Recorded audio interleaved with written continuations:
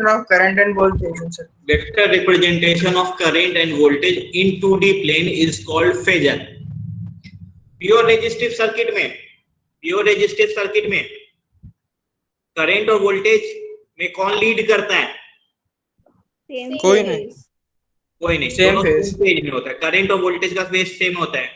और E not equal to क्या लिखते हैं, या I नॉट इक्वल टू क्या लिखते हैं? E naught by R. E naught by R. I naught equal to E naught by R. Peak value से पीक वैल्यू निकल जाता है, उससे आपका आ जाता है। दोनों का फेज सेम होता है, फेज वाइज दोनों सेम होता है। ठीक। कैपेसिटर में कौन आगे होता है? करंट आगे होता है। कैपेसिटर करंट लीड करता है। ठीक है, कैपेसिटर करंट। ठीक है, उसमें I नॉट इक्वल टू क्या होता है? E naught by XC. E naught by XC। XC को क्या कहते हैं हम लोग? Capacitive reactance. Capacitive reactance. XC equal to क्या होता है? 1/ओमेगा। Omega C। तो XC और ओमेगा में कैसा ग्राफ बनेगा?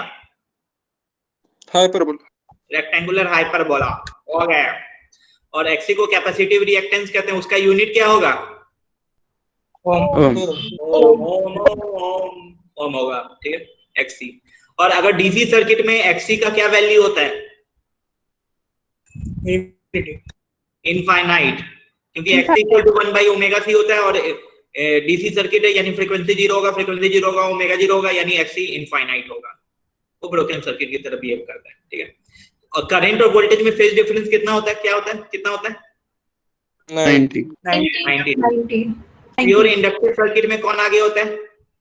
वोल्टेज आगे होता है। कितना आगे होता है? 90। और वहां पे I नॉट इक्वल टू क्या होता है? E naught by XL. E naught by XL, double XL, triple XL, XL को क्या कहते हैं हम लोग? Omega L. XL को कहते क्या है? Inductive reactance. Inductive reactance. Inductive क्या होता है? ओम होता है। और XL का फॉर्मूला क्या होता है? Omega L. और XL वर्सेस ओमेगा का ग्राफ या फ्रीक्वेंसी का ग्राफ कैसा बनता है?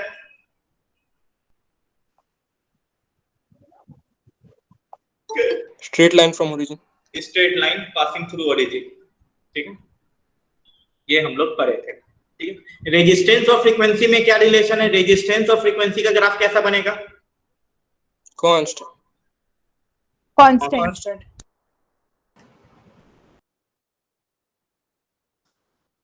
वो कांस्टेंट रहेगा।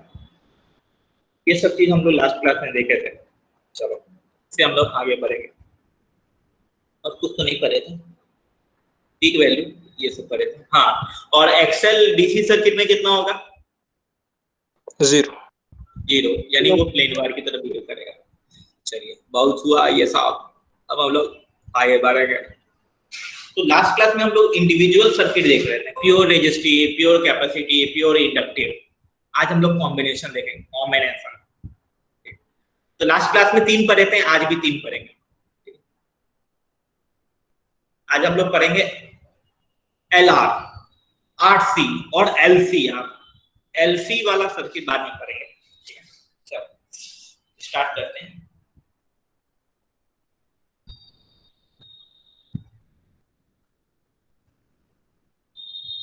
स्क्रीन नजर आ रहा है ना आप लोग को?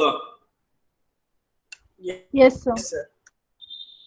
यस सर तो बोलती है, लेट आती है, और यस सर बोलती है रे करके। Sorry sir. चलिए, तो हम लोग लास्ट क्लास में पढ़ रहे थे, जैसे कि मान लो करंट इधर है। ठीक है, तो अगर प्योर कैपेसिटिव सर्किट है तो वोल्टेज किस साइड बनेगा? सेकंड में कि फोर्थ में? प्योर कैपेसिटिव है तो फोर्थ में, क्योंकि कैपेसिटर में करंट लीड करता है तो वोल्टेज पीछे जाएगा, यानी फोर्थ में बनेगा। वहीं पे अगर इंडक्टर रहेगा तो उस समय ऐसा होगा। तुम सॉरी मत बोलो भाई, तुम्हारा रोज का है भाई। कुछ लोग 1-2 क्लास लेट आते हैं, उनके लिए है। जो लेट रोज आते हैं उनको सॉरी बोलने का जरूरत नहीं है। स्पेशल। चलिए, आज हम लोग पढ़ेंगे LR circuit. LR series circuit.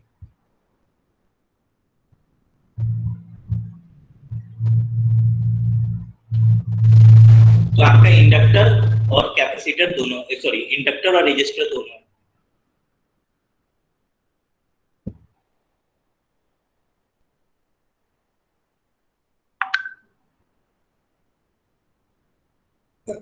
मेरे से पहले आ जाएगा। ऐसा ऐसा बात बोलते हैं ना लोग सब, मेरे से पहले आ जाएगा। ठीक, तो देखिए E equal to E not sine omega T है, ये आपका L है, ये आपका R। सिंस सीरीज है तो सीरीज में क्या सेम रहता है? Current. Current Current. Current same होता है, सीरीज में आपका करंट सेम होता है। ठीक, तो दोनों में जो करंट एंटर करेगा ना, दोनों में जो करंट एंटर करेगा वो आपका फेज वाइज सेम होगा। तो दोनों में जो करंट एंटर करेगा वो फेज वाइज आपका सेम होगा। ठीक, तो याद रखिएगा जब भी सीरीज सर्किट हम लोग सॉल्व करते हैं ना, सीरीज वाला सर्किट, उसमें हम लोग बेसिस मानते हैं, बेसिस करंट को मानते हैं, क्योंकि करंट दोनों में सेम जाएगा। करंट के रिस्पेक्ट में हम लोग वोल्टेज ड्रॉ करते हैं। सीरीज के लिए बता रहा हूँ, क्योंकि सीरीज में करंट सेम होता है, तो करंट को बेसिस मान के हम लोग वोल्टेज ड्रॉ करते हैं, वोल्टेज का फेजर। वहीं पे अगर पैरेलल सर्किट रहेगा ना, तो पैरेलल में वोल्टेज सेम होता है, तो वोल्टेज को बेसिस मान के करंट हम लोग ड्रॉ करते हैं। ठीक है, तो सिंस ये सीरीज है तो हम लोग क्या मानेंगे, तो इस केस में मैं पूरा डेरिवेशन वगैरह वो सब नहीं करूंगा बॉस। ठीक है, वो आपके स्कूल के लिए डेरिवेशन जितना जरूरत था वो बता दिया मैं। LR सर्किट ये सब डेरिवेशन स्कूल में नहीं आएगा। ठीक है, चलो, तो इसमें आपका करंट I है। ठीक है, तो इक्विवेलेंट सर्किट मतलब क्या होता है कि ये दोनों को अगर एक सिंगल एलिमेंट से रिप्लेस कर दो, Z, ये दोनों को इक्विवेलेंट सर्किट, एक दोनों को हटा के एक सिंगल से रिप्लेस कर दो, Z, सेम वोल्टेज है E not sine omega T, और इसमें करंट I है। तो जितना इसका वोल्टेज होगा Z का, उतना ही यही दोनों मिलके लेगा। और कुछ बातों का एकदम क्लियर ध्यान रखिएगा, इसका वोल्टेज VL होगा और इसका वोल्टेज VR होगा। AC सर्किट में सिंपल एडिशन नहीं होता है, आप लोगों को बताया मैं, यहाँ पे वेक्टर लॉ लगता है, तो सिंपल एडिशन नहीं होगा। यानी अगर मान लो, कहने का मतलब इसका 10 वोल्ट आ रहा है और इसका 15 वोल्ट आ रहा है, तो पूछेगा कि ये टोटल का कितना वोल्ट होगा, तो 25 वोल्ट नहीं होगा, याद रखिएगा 25 वोल्ट नहीं होगा। तो यहाँ पे वोल्टेज को सिंपल ऐड नहीं करते हैं। ठीक है, ये सब बातों का ध्यान रखिएगा। एसी सर्किट में हम लोग वेक्टरली सॉल्व करते हैं। ठीक है, तो अब हम लोग फेजर बनाएंगे। तो मान लो कि आपका जो करंट है ये इधर है, ये करंट का फेजर मैंने बनाया, ऐसे रैंडमली कुछ भी बना दिया करंट का फेजर। अब करंट को बेसिस मान के अब हम लोग वोल्टेज का फेजर बना रहे हैं। एक्चुअली उसी लाइन इसी डायग्राम में मैं ड्रॉ कर सकता हूं, लेकिन कॉम्प्लिकेटेड दिखेगा, इसलिए मैं अलग से दिखा रहा हूं। ठीक है, बहुत आसान चीज है, एक दो मैं ड्रॉ कर लूंगा, उसके बाद बोलिएगा अरे सर बहुत ही आसान है ये। ठीक है, चलो, ये करंट का फेजर पता है, तो पहले रेजिस्टर की बात करूं, तो रेजिस्टर में वोल्टेज और करंट क्या होता है, सेम फेज में होता है कि लैग और लीड होता है? Same phase. तो करंट का लाइन ये ड्रॉ किया हूं, तो वोल्टेज का जो लाइन होगा रेजिस्टर में वो इसी लाइन में होगा कि नहीं होगा? होगा। यानी ये जो रेजिस्टर का लिखा हूं मैं VR, वो इधर लिखा हूं। किसी को भी कोई डाउट है? मैं पहले भी बताया, मैं करंट को बेसिस रख के मैं वोल्टेज ड्रॉ कर रहा हूं, वैसे इसी लाइन में मैं ड्रॉ कर सकता हूं, लेकिन कॉम्प्लिकेटेड ना दिखे इसलिए मैं अलग से ड्रॉ कर रहा हूं। ठीक है, तो रेजिस्टेंस में करंट और वोल्टेज सेम फेज में होता है, तो जो एंगल करंट बना रहा है वही आपका वोल्टेज बनाएगा VR, और VR इक्वल टू क्या होगा, IR। पीक वैल्यू कैसे लिखते हैं? ऐसे ही लिखते हैं ना, E नॉट इक्वल टू क्या होता है, I नॉट R, उसी तरह ऐसे लिखा। अब मुझे बताओ, इंडक्टर में भी यही करंट जा रहा है, तो इंडक्टर में कौन लीड करता है? वोल्टेज। तो वोल्टेज तो करंट इधर है, तो इंडक्टर का वोल्टेज किधर बनेगा?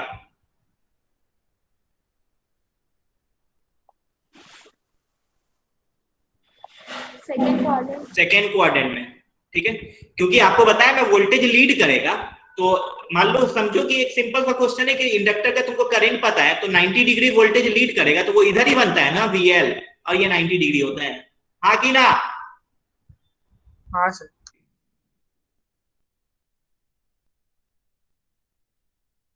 आपको लास्ट क्लास में बोल के आया था कि पढ़ के आइएगा आप अपना रिवाइज करके, ठीक। तो यानी VL में बना दिया इधर है, और VL को क्या लिखूंगा मैं?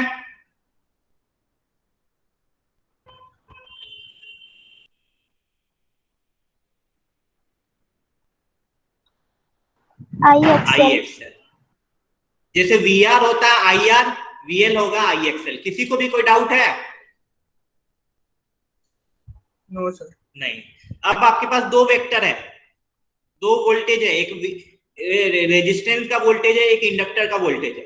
तो दो वेक्टर का रिजल्टेंट कहीं बीच में इन दोनों के कहीं यहां पे आता है, हाँ कि ना? हाँ सर। ठीक है, तो यही नेट वोल्टेज है सर्किट का, ठीक है, और ये कुछ एंगल बना रहा है फाई। VR मतलब किसका वोल्टेज? रेजिस्टेंस के अक्रॉस वोल्टेज। VL मतलब इंडक्टर के अक्रॉस वोल्टेज। लेकिन टोटल वोल्टेज सर्किट का निकालना है, तो वो आपका ये V है, यानी सर्किट में नेट वोल्टेज आ गया। आप लोग डायग्राम देख के बताओ, सर्किट में नेट वोल्टेज और नेट करंट में कौन लीड कर रहा है? नेट वोल्टेज और नेट करंट में कौन लीड कर रहा है?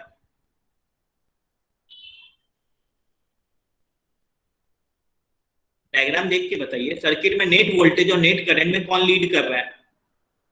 वोल्टेज। वोल्टेज कितना एंगल से लीड कर रहा है? फाई एंगल, ठीक है। तो आप देखिएगा, मैं बताया मैं सर्किट का नेट वोल्टेज इधर है, ठीक है। अगर ये वोल्टेज को इसी लाइन पे बनाऊंगा मैं, ये क्योंकि जो I का डायरेक्शन है वही VR का डायरेक्शन है, यानी ये VR है, तो नेट वोल्टेज इधर आ रहा है। तो आप देखिएगा करंट से के कंपैरिजन में वोल्टेज ऊपर है, यानी ज्यादा एंगल बना रहा है। और कितना एंगल बना रहा है? Phi angle. किसी को भी कोई डाउट है? No sir. No sir. यानी आपके सर्किट में अगर इंडक्टर है, ठीक है, सिर्फ इंडक्टर रहता तो 90 डिग्री से ज्यादा होता, लेकिन रेजिस्टर क्या करता है? रेजिस्टर के आने से वो एंगल को खींच लेता है अपनी तरफ, तो वो 90 डिग्री से थोड़ा कम हो जाता है, लेकिन अभी भी वोल्टेज ही लीड करेगा, ठीक है। अब देखो, दो वेक्टर होता है, ये A है ये B है, दो वेक्टर है, दोनों परपेंडिकुलर है, इन दोनों का रिजल्टेंट क्या होता है? √a² + b² होता है कि नहीं होता है?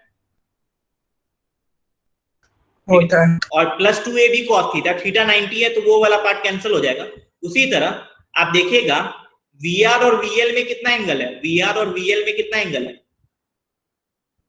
90। तो यानी V² final net voltage equal to क्या आएगा? VL का स्क्वायर प्लस VR का स्क्वायर, क्योंकि ये दोनों परपेंडिकुलर वेक्टर है, वेक्टर परपेंडिकुलर होता है तो रिजल्टेंट क्या होता है? VL²। तो दोनों का पाइथागोरस लगा के नेट वोल्टेज आता है। यानी अभी थोड़ी देर पहले बताया था आपको मैं, ये 10 वोल्ट है और ये 15 वोल्ट है, तो इन दोनों का रिजल्टेंट 25 वोल्ट नहीं आएगा। तो कैसे निकलेगा इन दोनों का रिजल्टेंट? तो √10² + 15² करना होगा। चमका? Yes sir. अब VL क्या है? IXL है। VR क्या है? IR है। VZ को क्या लिखेंगे? IZ मतलब इक्विवेलेंट सर्किट में सिर्फ Z है, तो इसमें I × Z हो जाएगा। अब देखिएगा I सब जगह कैंसिल हो जाएगा, तो यहां से Z इक्वल टू क्या आ रहा है? √R² + XL²।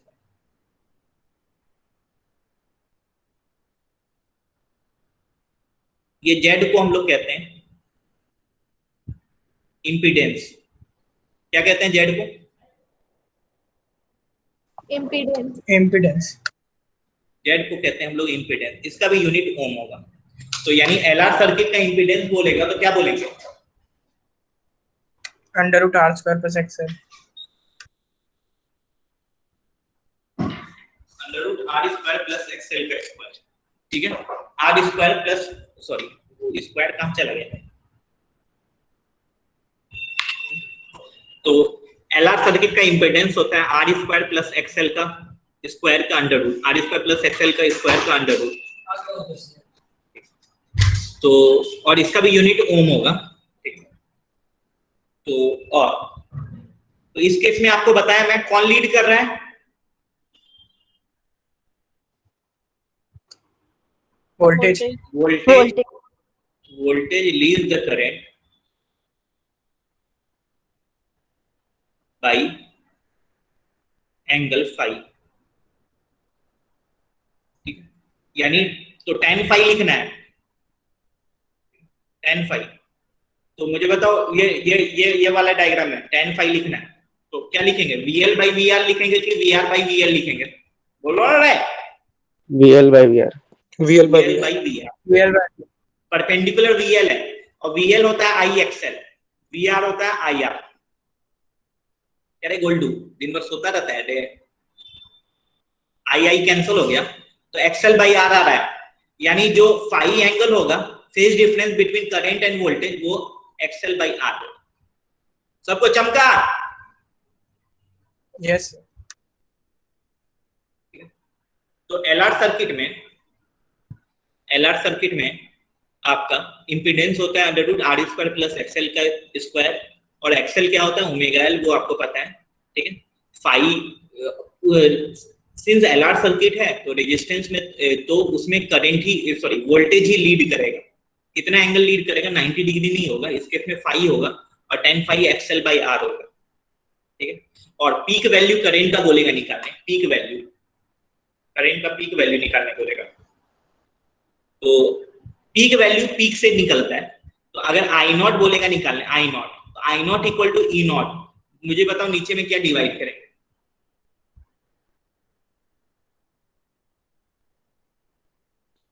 I0 equal to E0 by Z आएगा।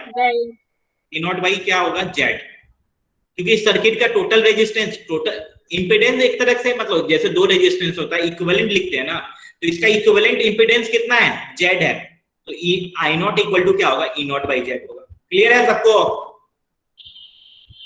हाँ सर। ये आप लोगों को क्लियर है?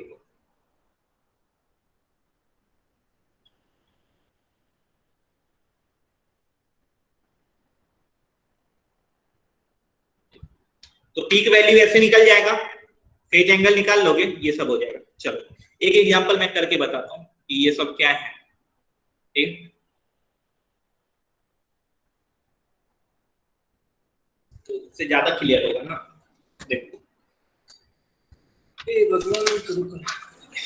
देखो एसी आसान चैप्टर होता है, बस तुमको थोड़ा कुछ कुछ चीजें याद रखना है कि कैपेसिटर में करंट लीड करता है, इंडक्टर में वोल्टेज लीड करता है, एक्सएल होता है ओमेगा एल, एक्ससी होता है 1 बाय ओमेगा से, ये सब होता है, वो सब होता है। ठीक है, चलो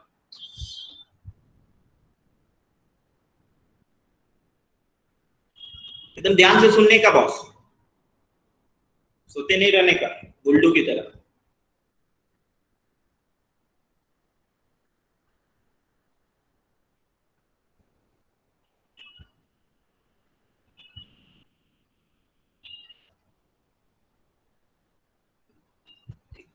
सबसे पहले ये कौन सा सर्किट है, पहचानने का ना, सबसे पहले ये तो पहचानने का कौन सा सर्किट है ये, LR सर्किट है। ठीक है, चलिए तो सबसे पहले और इसमें निकालना क्या है, ये लिख देता हूं तो दैट अपने को उस ऑर्डर में फाइंड एक्सेल।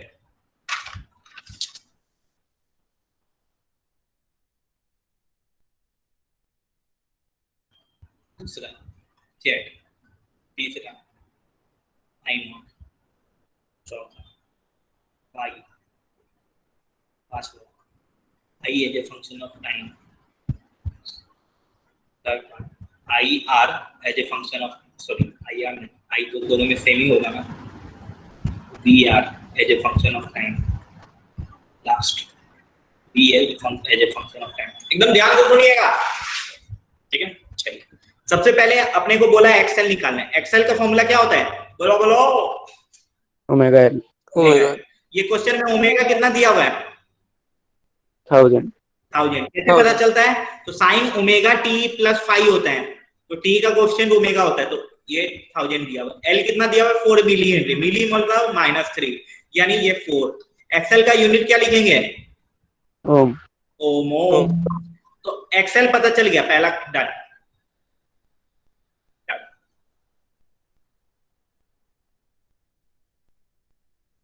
दूसरा जेड, जेड बोले तो क्या होता है Z? Root over XL square plus R square. हाँ, जेड को कहते क्या है? Impedance. Impedance. Impedance of circuit X R square plus XL square, जैसा मेरी एक फ्रेंड ने कहा। आर क्या है 3, एक्सएल क्या है 4, ये क्या आएगा 5। किसी को भी कोई डाउट है? नो। थर्ड आई नॉट निकालना है। आई नॉट मतलब क्या होता है? I naught E naught by Z, peak value of current होता है। तो पीक वैल्यू से निकलता है वोल्टेज का पीक वैल्यू अपॉन सर्किट का इंपीडेंस। तो सर्किट वोल्टेज का पीक वैल्यू कितना है? 30। 10। इंपीडेंस कितना है? 5। तो ये क्या है? 6 एम्पियर। फोर्थ फाई क्या होता है? फाई मतलब क्या है? फाई ये क्या बताता है? बोलो मेरे भाई, फाई क्या बताता है?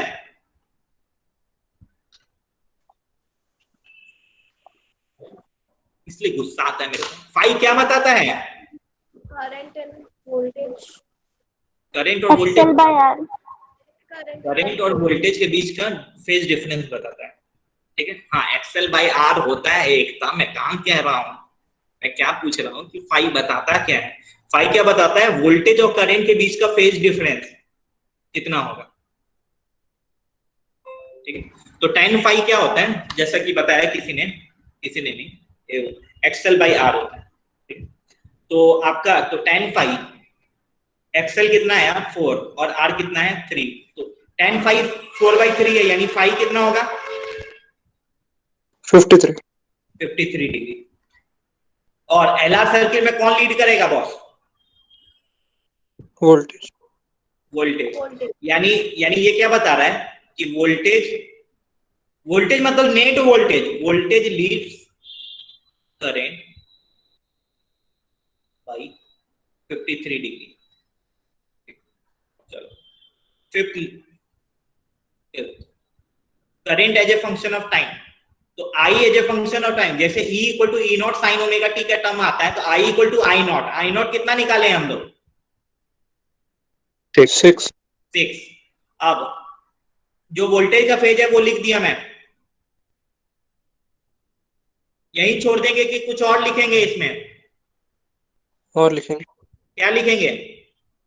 प्लस लिखेंगे कि माइनस लिखेंगे? माइनस। क्योंकि वोल्टेज के रिस्पेक्ट में करंट पीछे है, वोल्टेज लीड करेगा, यानी करंट क्या होगा? लैग होगा। कितना लैग होगा? 53 डिग्री। 53 डिग्री लैग होगा। तो लैग हम लोग निकाल चुके हैं पहले ही। ओके चलो, तो 6 sine 10 cube T minus 23 degree, ये सर्किट का current as a function of time आ गया। किसी को भी कोई डाउट है?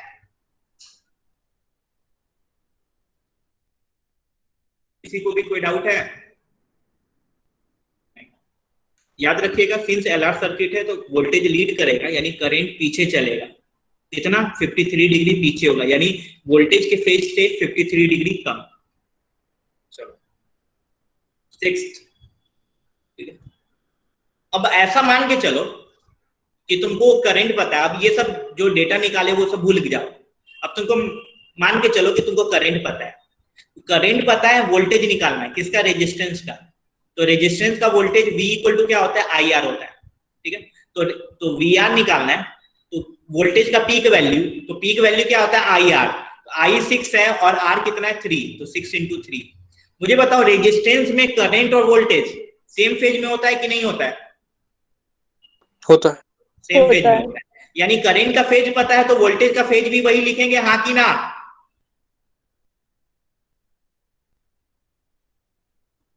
बोलो, किसी को भी कोई डाउट है? No sir. नहीं, क्योंकि अब ये सब जो तुम निकाले वो सबको छोड़ दो।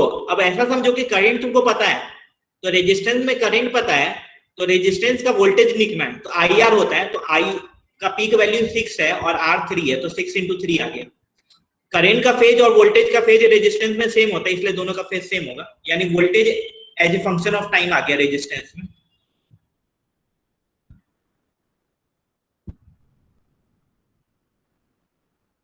सेवेंथ, अब इंडक्टर का लिखना है VL as a function of time.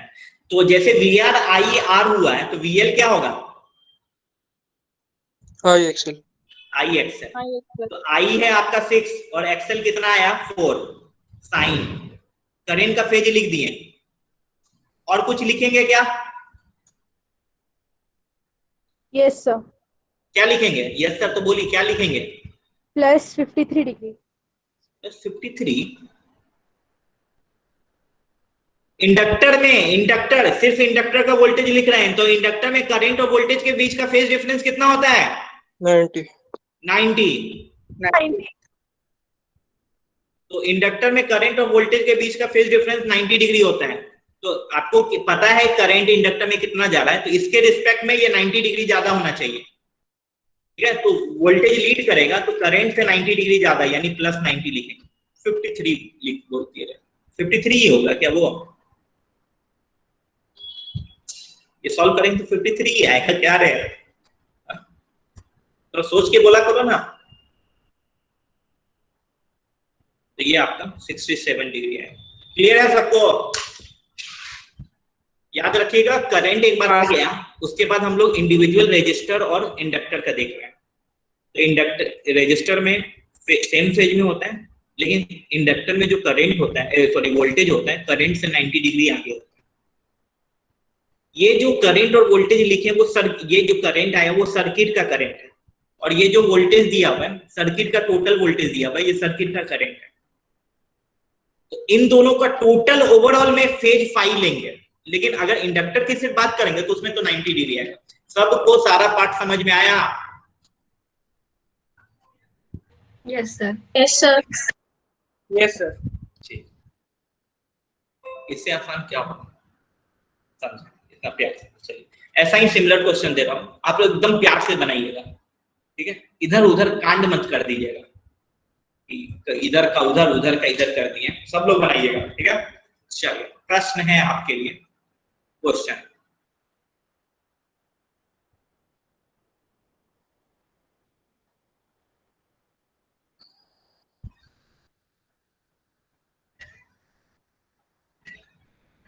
और ईएमआई का टेस्ट कभी ना कभी हो जाएगा, आप लोग पढ़ते रहिएगा।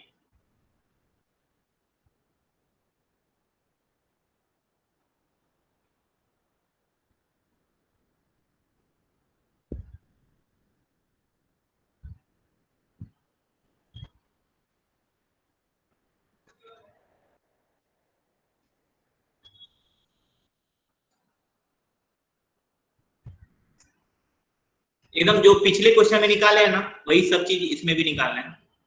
काम पे लग जाइए, मेहनत मजदूरी कीजिए और बताइए क्या आ रहा है।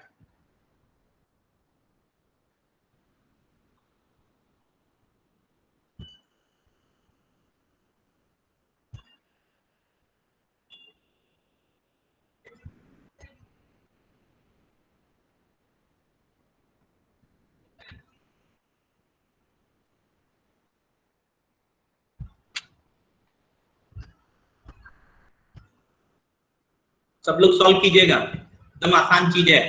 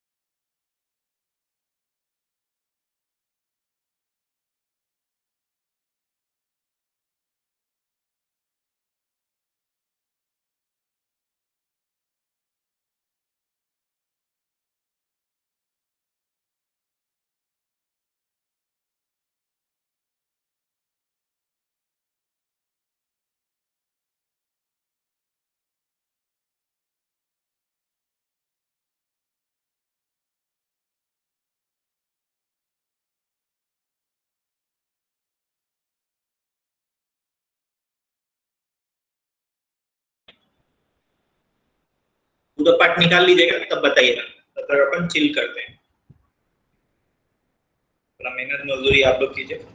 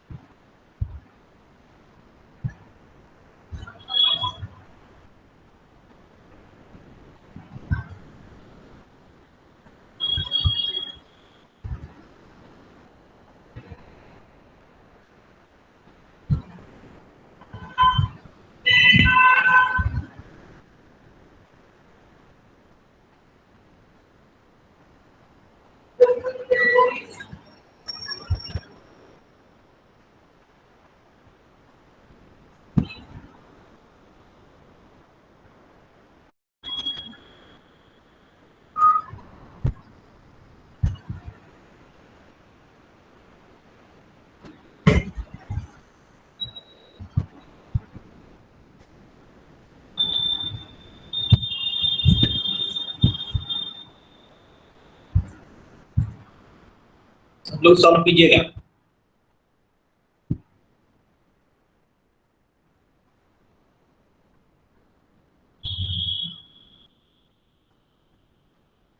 अभी बीच में ऐसा अनाउंसमेंट आया था कि 15 तारीख से स्कूल खुलेगा, लेकिन आज फिर से गवर्नमेंट बोली कि नहीं खुलेगा स्कूल, आपको तो चिल करना है। वैसे कोचिंग वोचिंग कभी नहीं खुलेगा, तो ऐसे ही जिंदगी चल जाएगा। इतना दिन जी लिए और जी लेंगे।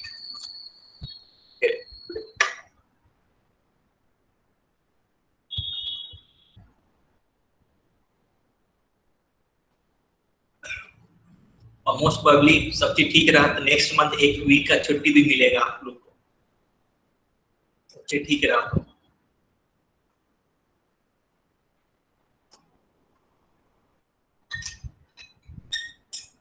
दिवाली के टाइम जो लोग पहले पढ़े हुए उनको भी पिछले साल भी तो मिला था दिवाली के टाइम पे।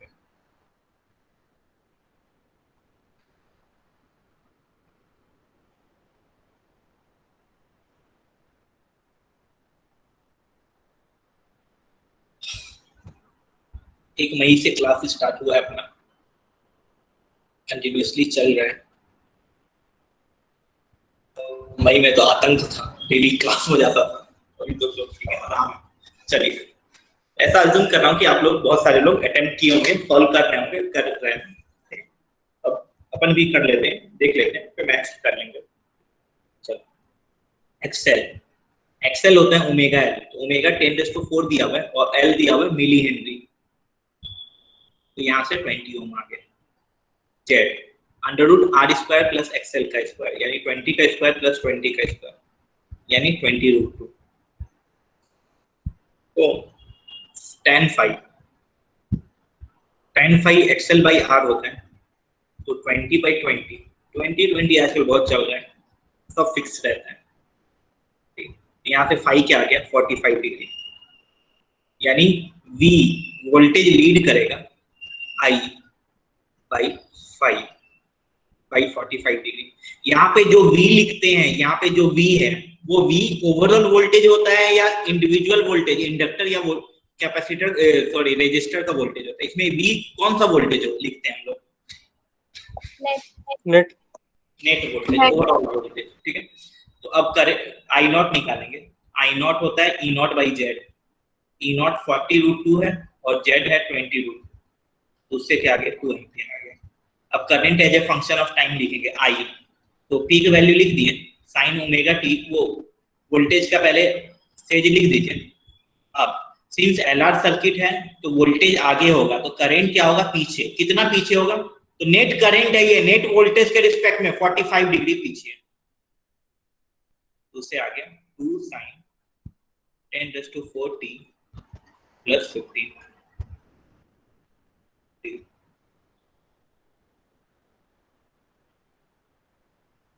ये I as a function of time आ गया। अब आई आर लिखना है रजिस्टर में, तो आई आर, तो सॉरी आई आर नहीं रे, वी आर, तो आई तो दोनों में सेम होगा, तो V R equal to I R होता है। तो I2 दिया हुआ है और R 20 है, तो 2 × 20, और रजिस्टर में करंट और वोल्टेज का फेज सेम होता है, करंट का फेज जो है वही वोल्टेज का फेज लिख देंगे। अब इंडिविजुअल लिख रहे हैं तो इंडिविजुअल वाला फॉलो करेंगे, तो वी आर आ रहा है 40 sin 10⁴t plus 15 degree. VL लिखेंगे तो VL होता है I एक्सएल, I2 है और एक्सएल भी 20 है साइन ओमेगा। लेकिन सिंस इंडक्टर है तो इंडक्टर में कौन लीड करता है? वोल्टेज तो करंट ये है, तो अब इंडिविजुअल देख रहे हैं तो इंडक्टर में करंट ये है, तो इंडक्टर में वोल्टेज लीड करता है, कितना लीड करता है 90 डिग्री से, तो करंट से 90 डिग्री ज्यादा, तो ये क्या आ गया 40 sin 10⁴t plus 105 degree. Clear है सबको? Sir Yes, sir. सबको हर एक पार्ट समझ में आना, कैसे कहाँ निकालना, कहाँ पे भी कहीं पे भी गलत नहीं होना चाहिए, ठीक है। चलिए, तो यहाँ पे एलआर सर्किट को हम लोग बाय बाय करते हैं, बाय बाय बाय बाय। अब हम लोग आरसी सर्किट पढ़ेंगे।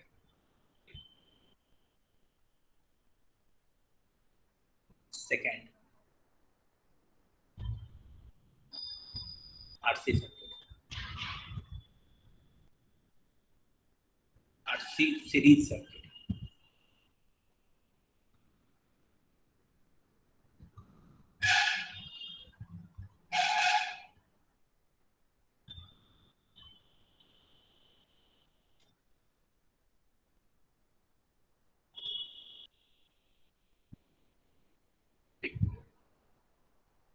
बिना सॉल्व किए ये सब, जैसे उसमें जेड था under root R square plus XL square, यहाँ पे जेड कितना होगा?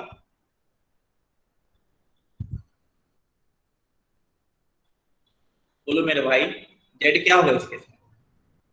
Under root R square plus X square. R square plus XC का स्क्वायर। इस केस में जैसे इंडक्टर था तो करंट वोल्टेज लीड कर रहा था, इस केस में कौन लीड करेगा? Current. Current current phi angle से लीड करेगा, और इस केस में tan फाई कितना होगा? XC by R। XC by R. तो सिंस सीरीज है तो करंट, फिर से वही करंट को बेसिस लेंगे,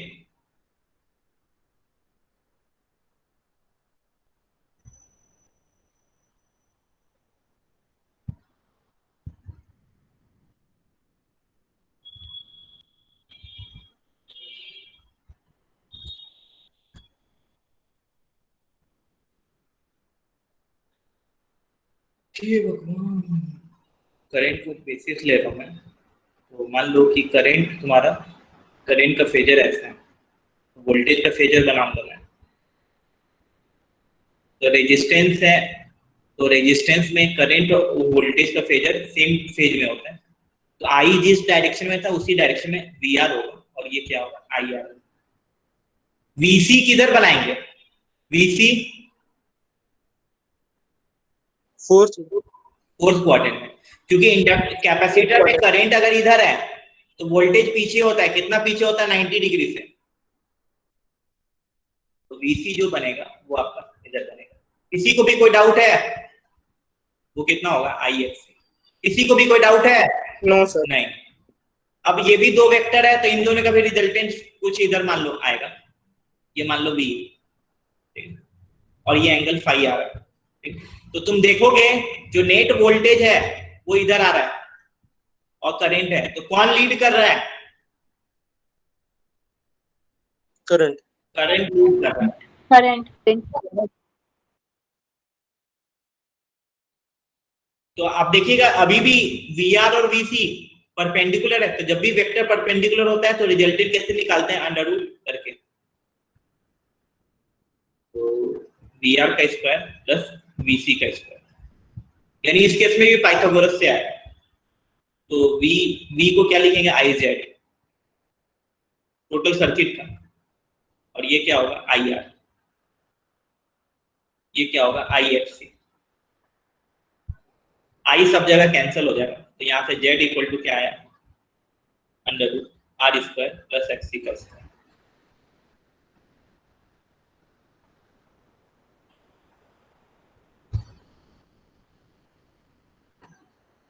और जेड को क्या कहते हैं? Impedance. Impedance of RC circuit. तो tan फाई निकालेंगे, tan फाई, तो tan फाई क्या लिखेंगे यहाँ पे? VC by V R. XC by R क्या लिखेंगे? VC बाई वी आर आएगा। तो VC आपका IXC है, और ये IR, II कैंसिल हो गया, तो tan phi equal to XC by R, या phi equal to tan inverse XC by R।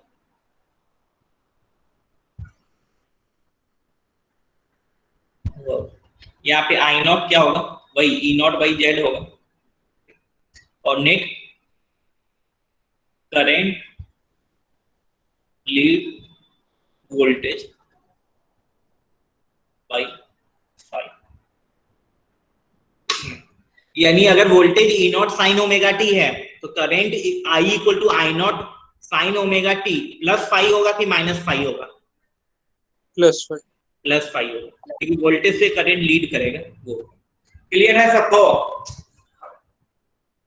हाँ सर। चलो ये तुम लोग को क्लियर हो गया। अब इसमें एग्जांपल मैं नहीं बताऊंगा, एकदम आसान सेम चीज है ना, इसमें सीधे क्वेश्चन देता हूं मैं, आप लोग सॉल्व कीजिए। ठीक, एकदम सेम चीज है क्वेश्चन। ठीक है, सब लोग सॉल्व कीजिएगा। और एक्सी का फॉर्मूला क्या होता है वैसे? XC equal to 1/omega 1 by c। omega By c. omega. 1/ओमेगा।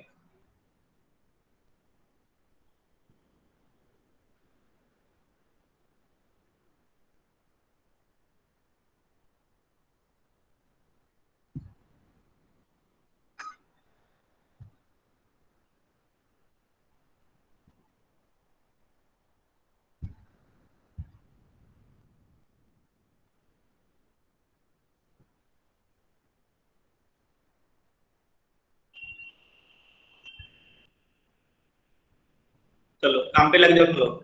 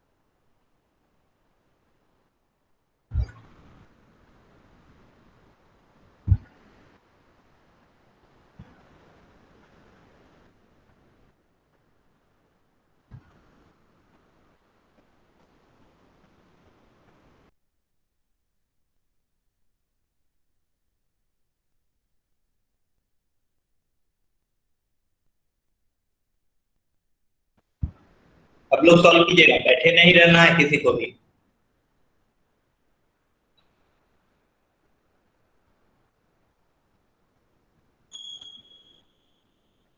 XC निकालने का, फिर उसको बनाने का, उसके बाद बनाने का, फिर उसके बाद बनाने का।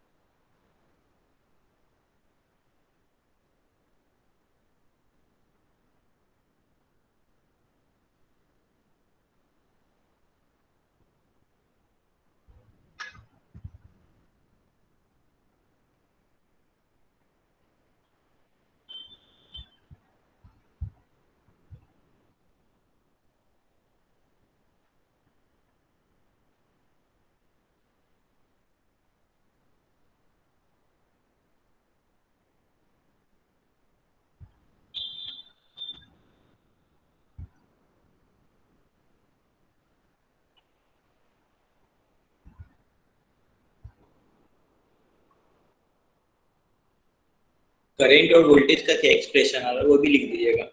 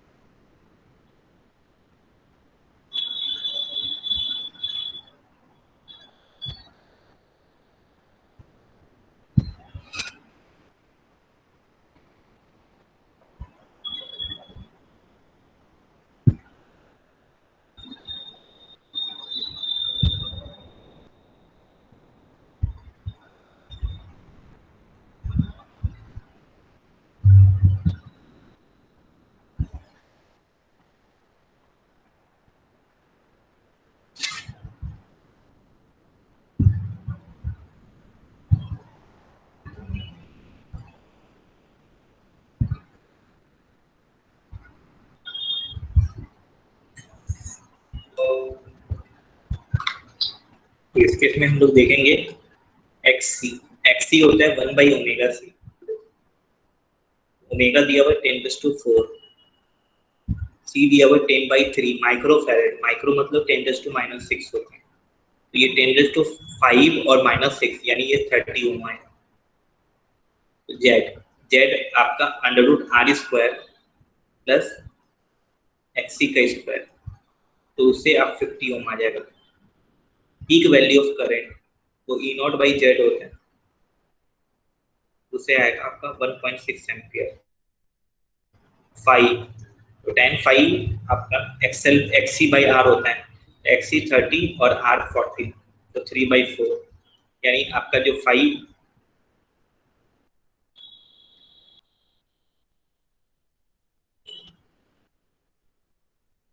जो आ रहा है 37 डिग्री आ रहा है। यानी ये क्या बता रहा है कि आपका करंट जो है आरसी सर्किट है, current lead voltage by 37 degree. अब करंट का इक्वेशन लिखेंगे तो I = I नॉट कितना है 1.6, उसका जो फेज है उसको इसमें लिख देने का। यहाँ पे +37 लिखेंगे कि -37 लिखेंगे? प्लस प्लस, क्योंकि वोल्टेज से करंट आगे होना चाहिए, तो +37। तो करंट आ रहा है 1.6 इंटू साइन 10⁴t 82 डिग्री। ये current as a function of time. ठीक, किसी को भी कोई डाउट है करंट में? नहीं। VR लिखेंगे तो IR होता है I इंटू R, तो 1.6 इंटू 40, और करंट का फेज और वोल्टेज का फेज रजिस्टर में क्या होता है? सेम होता है। तो आपका VR जो हो गया 64 साइन 10⁴t प्लस 82 डिग्री है। अब VC लिखेंगे तो VC होता है IXC, तो 1.6 इंटू 30 साइन 10⁴t प्लस 82। इस केस में क्या करेंगे? -90। ठीक है, तो कैपेसिटर में आपका करंट आगे होता है, वोल्टेज पीछे होता है, कितना? 90 डिग्री से। तो करंट पता है -90 कर दें, तो इससे आपका 48 साइन 10⁴t -80। सबको क्लियर है? Yes sir. तो कोई भी पार्ट में आप लोगों को कोई डाउट नहीं होना चाहिए। ठीक, चलिए ये आप लोग समझ गए। तो यहाँ पे अपना आरसी सर्किट भी क्लियर हो गया। तो आरसी सर्किट आपको देगा तो आप इजीली निकाल देंगे। ठीक है, अब हम लोग पढ़ेंगे क्या? तीसरा LCR सर्किट। LC सर्किट हम लोग बाद में पढ़ेंगे। तीसरा LCR सर्किट।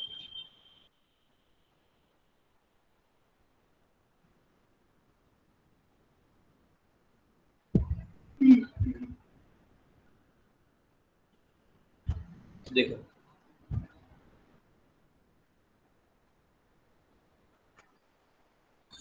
पहले अपन डायग्राम बना लेते हैं। एल सी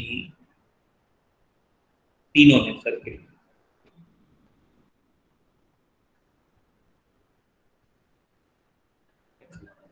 एल सी ये E equal to E not sine omega.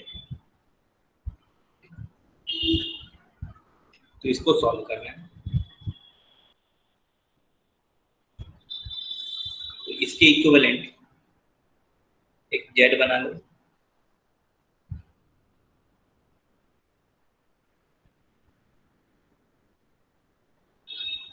E equal to E not sine omega T. इसमें करंट आई, इसमें भी current I. Same series circuit है तो किसको बेसिस मानते हैं, करंट को कि वोल्टेज को? करंट। करंट।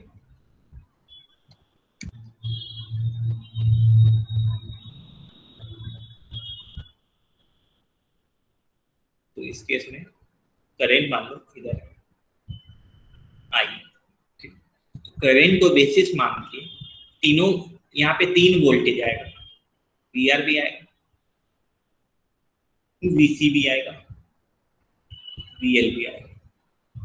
अब हमेशा याद रखिएगा टोटल वोल्टेज सिंपल तीनों का एडिशन ही होता है, फेजर बना के उसके बाद निकालने का। तो अब वोल्टेज का फेजर देखेंगे। सबसे पहले वीआर किधर ड्रॉ होगा, वीआर किधर ड्रॉ करेंगे? फर्स्ट ऑर्डर करंट के डायरेक्शन में ये वीआर होगा। वीआर क्या होता है, क्या होता है वीआर? आईआर। आईआर। वीएल किधर ड्रॉ करेंगे? वीएल सेकंड सेकंड इंडक्टर में आपका वोल्टेज आगे होता है तो करंट से वोल्टेज 90 डिग्री आगे होता है। ये आपका वीएल। वीएल को क्या लिखेंगे? आई एक्सेल। आई एक्सेल। वीसी किधर ड्रॉ करेंगे? फोर्थ। क्योंकि कैपेसिटर में करंट लीड करता है तो वोल्टेज पीछे चलता है, कितना? 90 डिग्री से। ये वीसी। मुझे बताओ वीसी और वीएल वाला जो लाइन है वो एक ही लाइन है कि अलग अलग लाइन है? मतलब एक ही लाइन मतलब ये ऐसा लाइन है कि ये ऐसा वाला लाइन है? वीसी और वीएल वाला एक ही लाइन। एक ही लाइन। एक ही लाइन। ये एंगल 90 है और ये भी एंगल 90 है तो ये 180 डिग्री बना है। यानी हम लोग कह सकते हैं इंडक्टर और कैपेसिटर में जो वोल्टेज होता है वो दोनों अपोजिट डायरेक्शन में होता है, हाँ कि ना? हाँ सर। इंडक्टर और कैपेसिटर में जो वोल्टेज होता है अपोजिट डायरेक्शन में होता है, ठीक है। तो यहाँ पे इन तीनों का रिजल्टेंट निकालना है, इन तीनों का रिजल्टेंट निकालना है। तो हम लोग क्या करेंगे, सबसे पहले वीएल और वीसी का रिजल्टेंट निकालेंगे, फिर उसका वीआर के साथ रिजल्टेंट निकालेंगे। फॉर एग्जांपल जैसे सिंपल मैं आपको समझाऊं तो मान लो ये ऐसा है, ये ऐसा है, ये तीन वेक्टर सीधा करके, मुंडी वहां पे टेढ़ा हो रहा है, यहाँ पे सीधा करके बता रहा हूँ। मान लो ये 4 है, ये 2 है और ये मान लो 3 है। इन तीनों का रिजल्टेंट निकालना है। तो पहले 4 और 2 का रिजल्टेंट निकाल लेंगे। तो 4 और 2 का रिजल्टेंट कितना आएगा? 2। क्योंकि इसको अगर +4 लेते हो तो वो -2 हो जाएगा, तो उसका रिजल्टेंट 2 आएगा। किधर आएगा, राइट साइड या लेफ्ट साइड? राइट साइड, क्योंकि डोमिनेटिंग 4 है, तो ये 2 आ रहा है, ये 3 आ रहा है, और इन दोनों का रिजल्टेंट किधर आएगा? इधर आएगा। वो कितना होगा? तो इन दोनों का स्क्वायर करेंगे, ऐसा ही होगा, हाँ कि ना? हाँ सर। ठीक है। तो पहले हम लोग क्या किए, 4 और 2 का रिजल्टेंट निकाले, फिर जो आया उसका 3 के साथ रिजल्टेंट निकाल दिए। मान लो सेकेंड केस में एक ये केस हुआ, मान लो ये केस, मान लो ये आपका 5 है, ठीक है। तो इन दोनों में 5 और 4 का रिजल्टेंट किधर आएगा? लेफ्ट। वो कितना होगा? वो 1 होगा और ये 3 है, तो इन दोनों का रिजल्टेंट किधर आएगा? इस साइड आएगा। वो कितना होगा √3 का स्क्वायर प्लस 1 का स्क्वायर। किसी को भी कोई डाउट है? No, sir. ठीक। फिर हम लोग क्या करेंगे, ये अगर मान लो ये सेम हो गया फिर क्या होगा, 3 बस रहेगा। 3 यानी रिजल्टेंट Three बस 3 आ रहा है। यानी 3 केस हम लोग डिस्कस किए हैं। जब ये बड़ा है तो रिजल्टेंट इस साइड आ रहा है, जब ये बड़ा है तो रिजल्टेंट इस साइड आ रहा है, अगर ये दोनों सेम है तो रिजल्टेंट इधर आ रहा है। तो यहाँ पे भी डायग्राम जो बनाया हूं मैं फेजर वोल्टेज का तीनों केस में, तो यहाँ पे भी 3 केस पॉसिबल है, हाँ कि ना? हाँ सर। हाँ सर। ठीक है, 3 केस पॉसिबल है। पहला केस की VL बड़ा है VC से, अगर VL बड़ा है VC से तो VL VC से बड़ा होने के लिए क्या बड़ा होना चाहिए? VL VC से कब बड़ा होगा? एक्सेल जब बड़ा। X क्योंकि VL equal to I XL होता है, VC equal to I XC, I दोनों में कॉमन है, यानी एक्सएल अगर बड़ा होगा यानी VL बड़ा होगा, VL बड़ा होगा यानी आपका इन VL और VC का रिजल्टेंट किधर आएगा, ऊपर के साइड की नीचे के साइड? ऊपर। ऊपर ऊपर। ऊपर के साइड आ रहा है। फिर उसका VR से रिजल्टेंट निकालेंगे तो जो नेट वोल्टेज आ रहा है और करंट आ रहा है उसमें कौन लीड कर रहा है? voltage. वोल्टेज। यानी इससे क्या कंक्लूड करेंगे कि एक्सएल अगर डोमिनेटिंग है सर्किट में, एक्सएल डोमिनेटिंग है सर्किट में यानी एक्सएल ग्रेटर देन एक्सी, तो आपका वोल्टेज लीड करेगा। वहीं पे अगर एक्सी बड़ा हो गया तो VC बड़ा हो जाएगा, हाँ कि ना? हाँ Yes, सर। sir. तो VC बड़ा होगा तो VL और VC का रिजल्टेंट किधर आएगा? नीचे। तो फिर उसका रेजिस्टेंस VR से जो लोगे रिजल्टेंट, तो उसमें वोल्टेज जो आएगा वो नीचे की तरफ आएगा। तो उस केस में नेट करंट और नेट वोल्टेज में कौन लीड कर रहा है? करंट। करंट। यानी XC अगर बड़ा है तो करंट लीड करेगा, ठीक है। लेकिन अगर मान लो XL और XC सेम हो गया फिर सेम फेज। तो VL और VC कैंसल आउट हो जाएगा, यानी जो नेट करंट है सर्किट में और नेट वोल्टेज है दोनों सेम फेज में, हाँ कि ना? हाँ सर। Yes, sir. यानी वो सर्किट कैसा बिहेव करेगा? Purely resistive. प्योरली रेजिस्टिव, ठीक है। तो एक्सएल और एक्सी सेम होता है, तो उस केस में आपका LCR circuit purely resistive circuit की तरह बिहेव करता है, और पूरे सर्किट का वोल्टेज और सिर्फ रेजिस्टर का वोल्टेज दोनों सेम होगा कि नहीं होगा? होगा। क्योंकि VL और VC कैंसिल आउट हो गया है, तो यानी सिर्फ रेजिस्टर का वोल्टेज और पूरे सर्किट का वोल्टेज सेम होगा, और वो दोनों वाला पार्ट कैंसिल आउट हो जाएगा। सबको समझ में आया? हाँ सर। ठीक। तो अभी ये 3 केस ना मान के फॉर्मूला वगैरह डिराइव करने में, अभी मान रहा हूं मैं कि एक्सएल बड़ा है एक्सी से, तो एक्सएल बड़ा है एक्सी से तो यानी VL बड़ा होगा VC से, हाँ कि ना? हाँ सर। ठीक। तो VL बड़ा है VC से, तो इन दोनों का रिजल्टेंट जो आएगा VL और VC का ऊपर की तरफ आएगा इधर, और ये जो हो जाएगा वो क्या होगा, VL माइनस VC होगा, ठीक। और रेजिस्टेंस में जो वोल्टेज था वो VR था, ठीक। तो इन दोनों का जो रिजल्टेंट आएगा वो इस साइड आएगा, वो नेट वोल्टेज है, ठीक? और यही एंगल फाई होगा, ठीक है। किसी को भी कोई डाउट है? No sir. नहीं।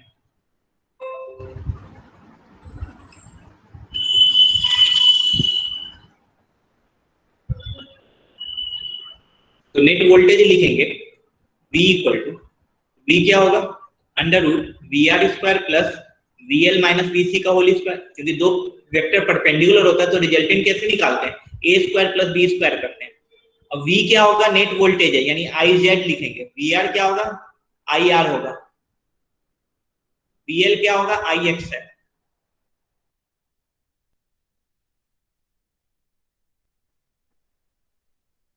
VC क्या होगा, IXC।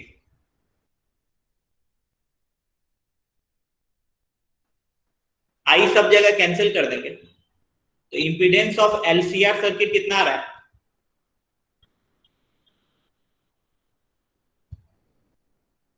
Impedance of LCR circuit क्या क्या आ रहा है, under root R square plus XL minus XC का स्क्वायर। ठीक है, ये फॉर्मूला याद रखने का। Impedance of LCR series circuit, यानी अगर आपका एलसीआर सर्किट सीरीज में है तो उसका इंपीडेंस होता है under root R square plus XL minus XC का होल स्क्वायर। ठीक है, अब इस केस में नेट वोल्टेज ऊपर आ रहा है और करंट तो जिधर रेजिस्टेंस था उधर ही करंट था। करंट और वोल्टेज में कौन लीड करेगा? वोल्टेज लीड करेगा। यानी इस केस में, इन दिस केस,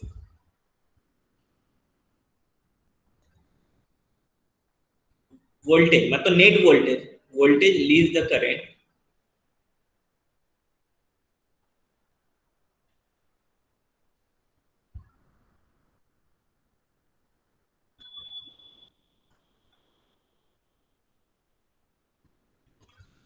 तो इस केस में tan फाई लिखेंगे।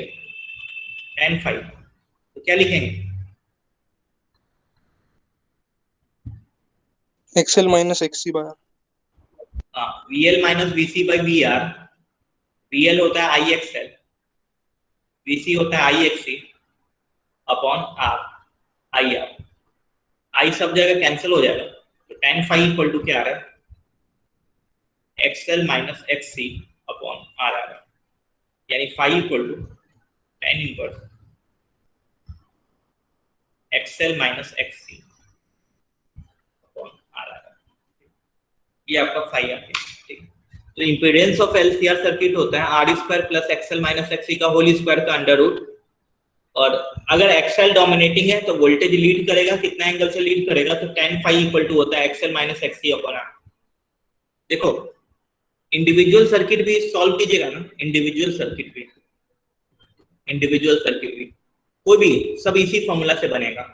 मान लो एलआर सर्किट है तो उसमें एक्ससी कितना होगा? 0। एलआर सर्किट में Zero। कैपेसिटर है ही नहीं तो एक्ससी 0 होगा। तो उसके इसमें जेड का इसी फॉर्मूला से जेड क्या आएगा?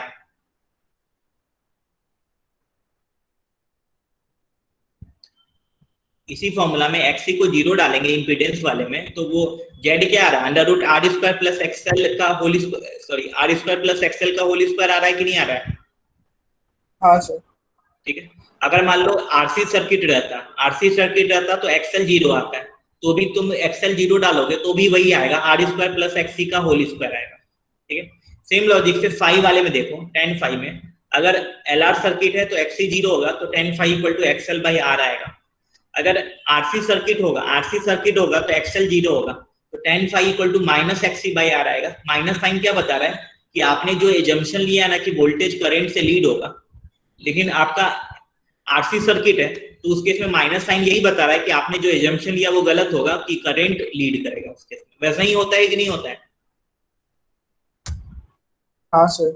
ठीक, तो ये आपका है। तो मुझे बताओ, एक तो एलसी सर्किट में बताया नहीं हूं, फिर भी एलसी सर्किट में कितना होगा इंपीडेंस? एलसी सर्किट का इंपीडेंस क्या आएगा? Under root XL square plus XC square. क्या बोला? Under root XL minus XC का होल स्क्वायर। होल स्क्वायर क्यों रहेगा फिर? अंडर रूट भी है, होल स्क्वायर भी, मतलब किसी भी चीज का आंसर तुम ऐसे बोलोगे अंडर रूट 2 स्क्वायर, ये क्या बोलोगे इसको? इसको क्या बोलेंगे? 2 बोलेंगे कि नहीं बोलेंगे? हाँ।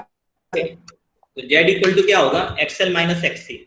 लेकिन सिंस आपका एलसी सर्किट है तो उसमें रेजिस्टेंस नहीं होगा तो एक्सएल माइनस एक्ससी का होल स्क्वायर है, उसका रूट है। तो सिंस ये रूट है तो उस केस में प्लस माइनस साइन आएगा। याद रखना इंपीडेंस कभी नेगेटिव नहीं होता है, तो डिपेंड करेगा, यानी मॉड एक्सएल माइनस एक्ससी होगा। डिपेंड करेगा कौन बड़ा है, एक्सएल बड़ा है तो एक्सएल माइनस एक्ससी होगा, एक्ससी बड़ा है तो एक्ससी माइनस एक्सएल होगा। ठीक, उस केस में बताओ tan फाई कितना है?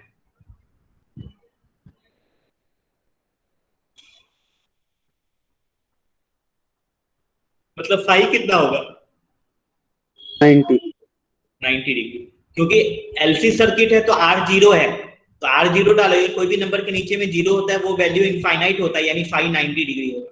यानी एलसी सर्किट में करंट और वोल्टेज के बीच का फेज डिफरेंस 90 ही होता है, ठीक है, एलसी सर्किट में, ठीक है।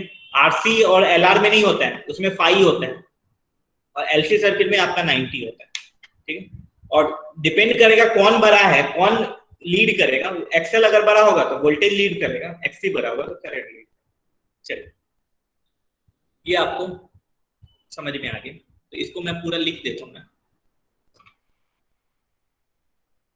Case 1, if XL greater than एक्ससी, XL बड़ा है एक्ससी से, तो सर्किट कैसा बिहेव करेगा, इंडक्टिव टाइप की, कैपेसिटिव टाइप की, रेजिस्टिव टाइप?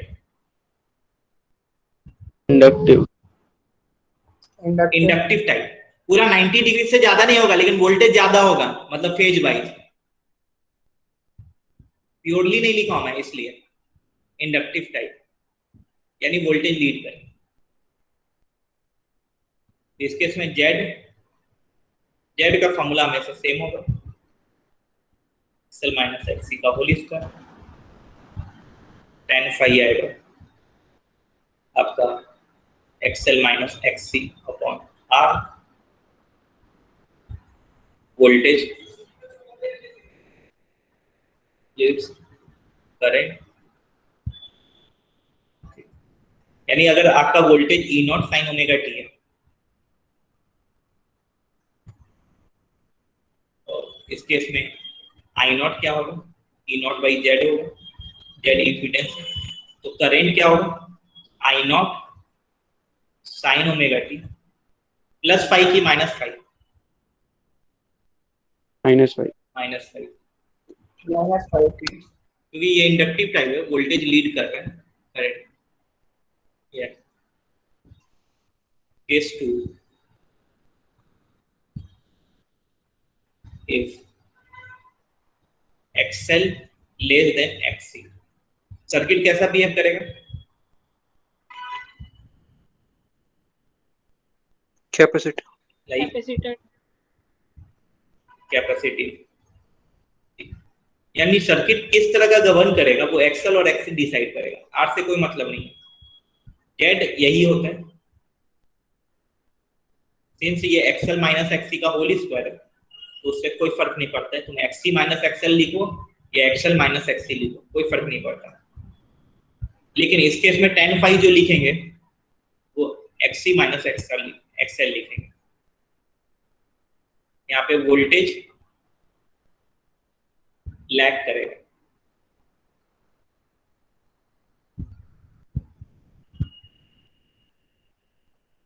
आपका I naught E not by Z ही होगा, ई आपका E not sine omega T है,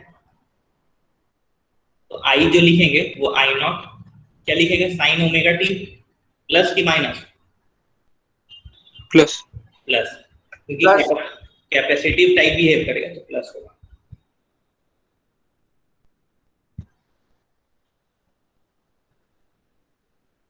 अगर एक्सएल और एक्सी सेम हो गया तो सर्किट कैसा बिहेव करेगा? Purely resistive. Current behaves like, मैं भी पागल इंसान हूं भाई। Circuit behaves like purely resistive.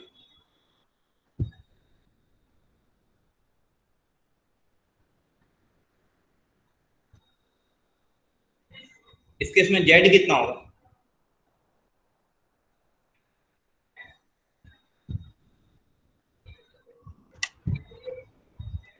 बोलो। XL minus R, Z R होगा। एक्सएल और एक्सी सेम है तो दोनों का डिफरेंस 0 हो जाएगा, तो सिर्फ आर आएगा। इस केस में tan फाई कितना हो जाएगा? एक्सएल और एक्सी सेम है, 0 यानी फाई 0 है, क्योंकि ये प्योरली रेजिस्टिव हो गया, यानी voltage is in phase with current.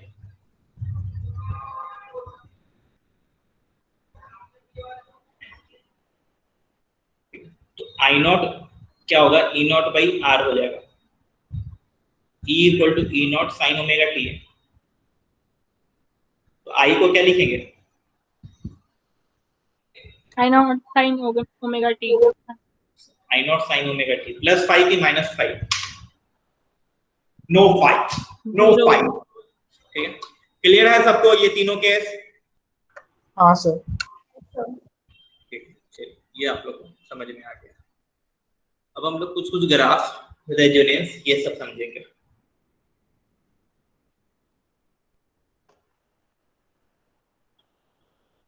तो एलसीआर सर्किट के इंपेडेंस का फॉर्मूला क्या आया था, फॉर्मूला अंडर रूट क्या है, अंडर रूट एलसीआर सर्किट के इंपेडेंस का जनरल फॉर्मूला क्या है, R square plus XL minus XC का होल स्क्वायर। वाह रूपाली वाह। ठीक है, तो इसको हम लोग ऐसे भी लिख सकते हैं, आर स्क्वायर एक्सएल मतलब ओमेगा एल, एक्ससी मतलब 1 बाई ओमेगा।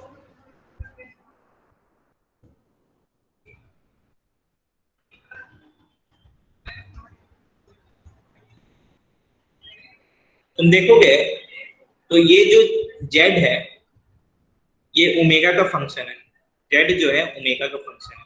ठीक है, और जो जेड है दो परफेक्ट स्क्वायर पे डिपेंड करता है। ठीक है, तो ये जेड का मिनिमम वैल्यू कितना होगा,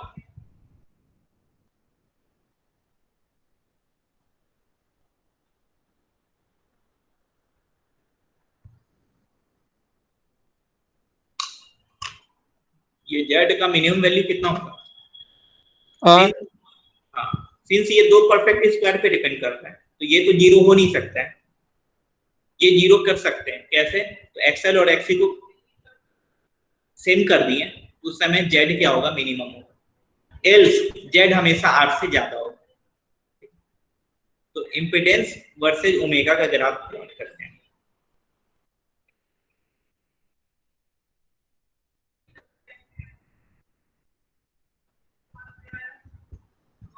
इंपेडेंस वर्सेस ओमेगा का, ओमेगा बोलिए या फ्रीक्वेंसी बोलिए, रफली सेम ग्राफ आता है, क्योंकि omega by 2 pi he frequency होता है। तो जैसा ओमेगा के लिए ग्राफ होगा वैसा ही फ्रीक्वेंसी के लिए ग्राफ होगा। ठीक, याद रखना। तो जेड का जो ग्राफ होता है ये ऐसा होता है।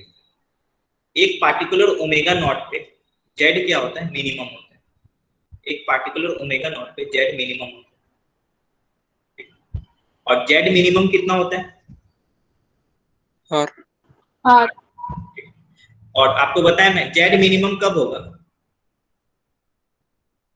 XL equals to XC। XL equal Z will be minimum XL equal to x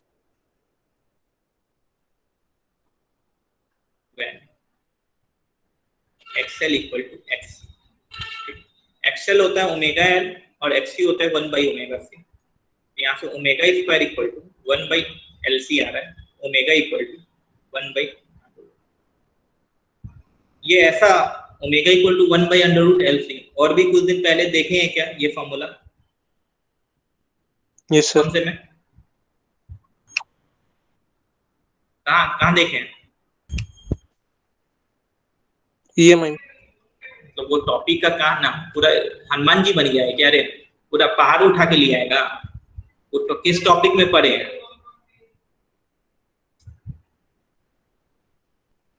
ये omega equal to 1 by under root L C, ये कौन से टॉपिक में आया था, LC ऑसिलेशन। ठीक है, तो आपको उस समय भी बताया था कि ये omega 1 by under root L C आपको आएगा और जिंदगी में। ठीक है, एलसी ऑसिलेशन में वो एंगुलर फ्रीक्वेंसी होता था जिससे हम लोग टाइम पीरियड निकालते हैं, वो ऐसा आया, ये ऐसा है। तो किस ओमेगा पे आपका जेड मिनिमम होता है, वो 1 by under root L C होता है। ठीक है, किस ओमेगा पे जेड मिनिमम होता है, वो 1 by under root L C होता है। ठीक है, तो यहाँ पे जेड और आर, तो मिनिमम जेड मिनिमम कब होगा, जब omega equal to 1 by under root L C होगा, और जेड मिनिमम कितना होगा, आर होगा। ठीक, तो जब एक्सएल और एक्सी सेम है तो सर्किट कैसा बिहेव करेगा? Purely resistive. Purely resistive. यानी एक्सएल और XC, XL equal to XC में आपका सर्किट प्योरली रेजिस्टिव है।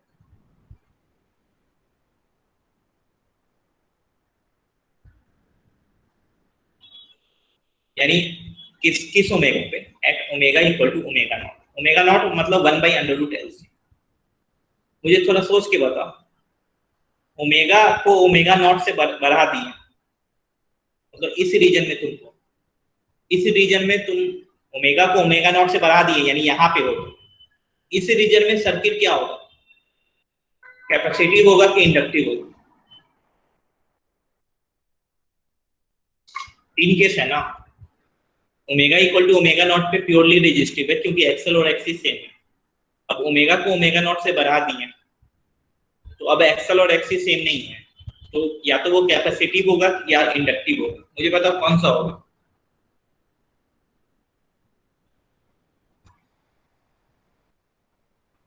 एक्सएल और ओमेगा में क्या रिलेशन होता है?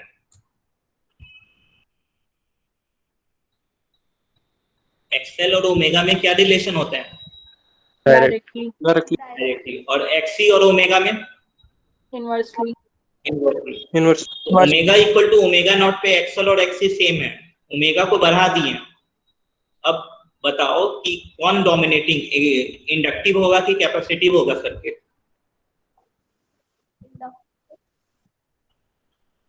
इंडक्टिव।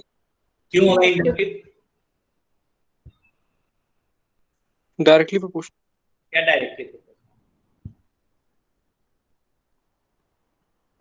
तो देखिए, एक पार्टिकुलर ओमेगा पे, ये ग्राफ आप लोग देखे हैं कि नहीं? हेलो, आप लोग से ही पूछ रहे हैं, ये ग्राफ आप लोग देखे हैं कि नहीं देखे हैं? हाँ सर। हाँ, यस सर। ये वर्सेज ओमेगा का ग्राफ बनाया था।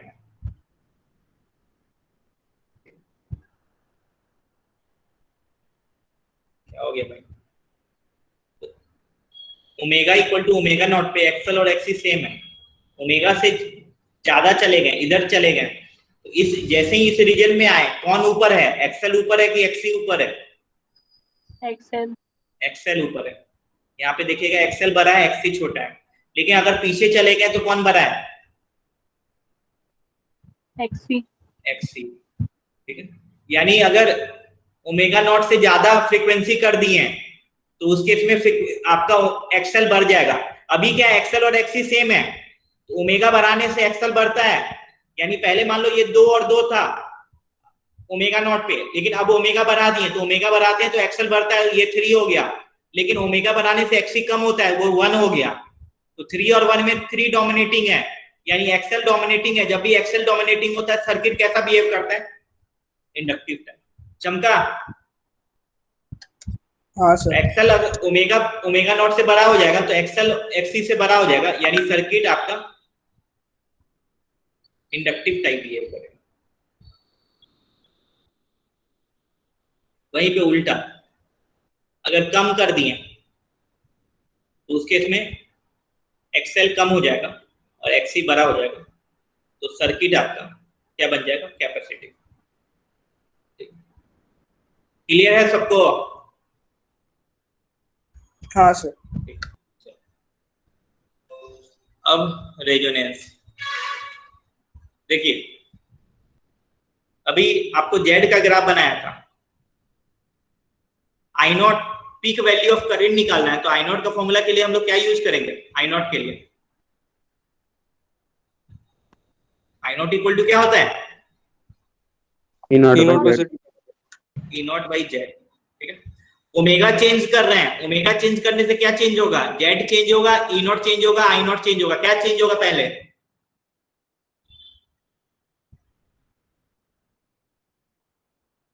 ओमेगा चेंज करेंगे तो क्या चेंज होगा रे? जेड। तो और आई नॉट जेड के इनवर्सली प्रोपोर्शनल है। तो अभी हम लोग थोड़ी देर पहले देखे थे, जेड का मिनिमम वैल्यू जब होगा उस समय करंट का वैल्यू क्या होगा? आर।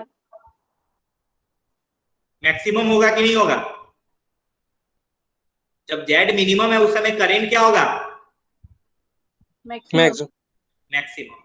ठीक है, ये आई नॉट है, peak value of current versus omega का ग्राफ है। ठीक है, तो इसका जो ग्राफ बनेगा ऐसा बनेगा। ठीक है, उसका उल्टा, क्योंकि इनवर्स में जेड आ गया है, तो ये आपका, तो इसमें मिनिमम था, मिनिमा था, तो इसमें क्या आएगा? Maxima.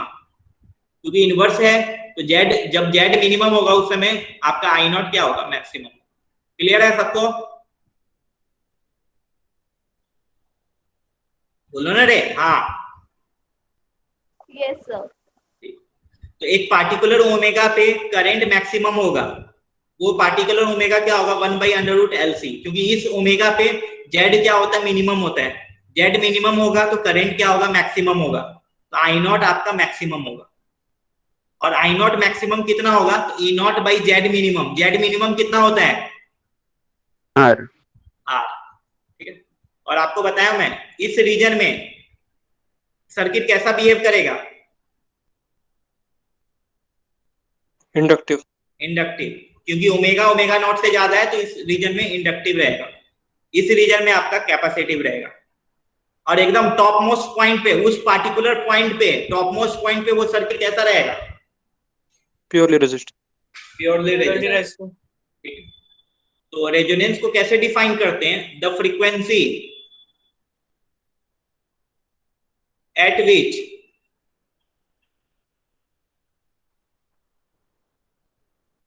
peak value of current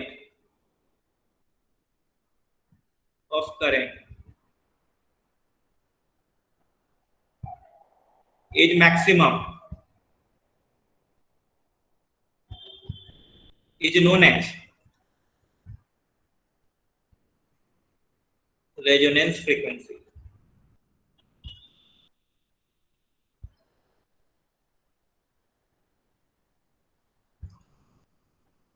So for I naught to be maximum, Z has to be minimum. और आपको पता है Z होता है आपका √R² plus XL minus XC का whole square. For Z to be minimum, XL should be equal to XC, यानी omega L equal to 1/ωc, यानी यहाँ से ओमेगा इक्वल टू 1/√LC, ये ओमेगा नॉट है, ये तो पहले भी लिख दिए। तो फ्रीक्वेंसी होता है रेजोनेंस फ्रीक्वेंसी, तो फ्रीक्वेंसी ω/2π होता है। इसी फ्रीक्वेंसी को कहते हैं रेजोनेंस फ्रीक्वेंसी। तो रेजोनेंस को डिफाइन करने बोलेगा कैसे? रेजोनेंस फ्रीक्वेंसी मतलब कौन सा फ्रीक्वेंसी? उस पे क्या होता है? क्या मैक्सिमम होता है? Current is maximum. Current maximum होता है कि peak value of current maximum होता है? Peak value of current maximum. ठीक है, the frequency at which peak value of current is maximum is known as resonance frequency. Current peak value of current maximum होने के लिए Z को minimum होगा, Z minimum होने के लिए एक्सएल एक्सिस सेम होगा, एक्सएल एक्सिस सेम होने के लिए ओमेगा नॉट 1/√LC होगा। Resonance frequency 1/2π√LC। क्लियर है सबको? Yes, sir. तो यहाँ पे एलसी इस एक दो ग्राफ और पढ़ेंगे नेक्स्ट क्लास में। यहाँ पे आपका एलसीआर सर्किट खत्म होता है। एक दो कुछ चीजें और बताऊंगा मैं, उसके बाद फिर प्रश्न ही प्रश्न रहेगा। ठीक है, चलिए तो आप लोग ये सब रिवाइज करके आइएगा, बाकी आप लोग जा सकते हैं। बाय बाय, टाटा, कर लीजिए।